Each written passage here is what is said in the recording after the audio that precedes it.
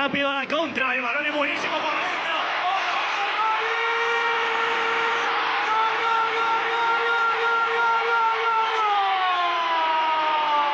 رد فعل سيبيل، طار من مقعده وأمسك برأسه وهو يصرخ غير مصدق للمهارة والسرعة التي جاء بها الهدف، وبدأ بتقليد حركات الاحتفال المغربية بجنون مضحك. الهدف أشعل حماس آلاف صناع المحتوى الذين كانوا يغطون المباراة من قلب الحدث.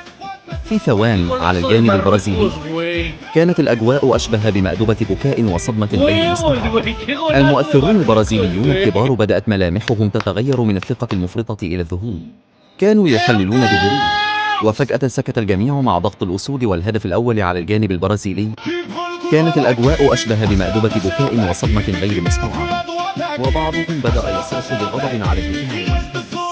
تعليقاتهم كانت مليئة بالتعجب من العشوائية البرازيلية أمام الجرينتا والتنظيم المغربي الصارم، واعترفوا علنا في بثوثهم بأن المغرب بات كابوسا للمنتخبات الكبرى.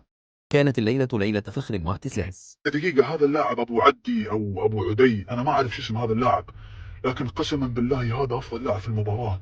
هذا أكل وسط أكل البرازيل كلها. هذا ليش ما يلعب في ليفربول؟ ليش ما يلعب في ريال مدريد؟ ليش ما يلعب في بايرن ميونخ؟ هذا في أي نادي يلعب؟ المنتخب المغربي كسب لاعب عظيم جدا فئة A.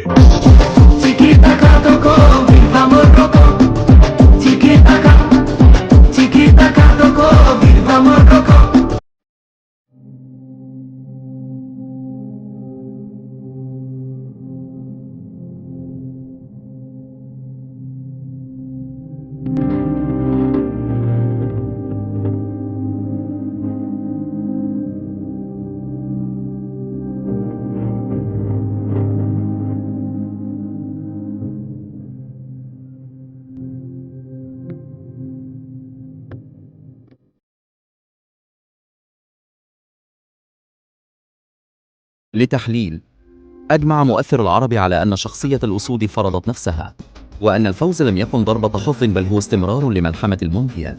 مباراة لم تكن مجرد 90 دقيقة كرة قدم، بل كانت مادة دسمة للتريد العالمي. الكبار مع الكبار، شوف كيفاش نيمار كيختار اللعبة ديالنا، شوف كيفاش هو الإخوان غيعيطوا للحكيمي ويقول له بغيت التوني ديالك، عيني الله. وليت نشوف اللعابة العالميين، اللعابة العالميين يولوا يبغوا ياخدوا التونيات ديال المغاربة. شوف شوف شوف تحياتي 16 الوحشة الإخوان، فدرناهم في جيبنا، صيدنا التجربة اللي خانتنا، تيقوا بيا. شي ملي ما كتلعبش مع الضفادع. شوف، ولا واحد في اللاعبين ديالنا خدا انذار، حنا كنلعبو نقي، حنا الشرفة، حنا شوف كيف حتى شكون حنا، تعاونوني شكون حنا. تحياتي ليكم. والله تحية. قسما بالله العظيم ما قصروا. قسما بالله.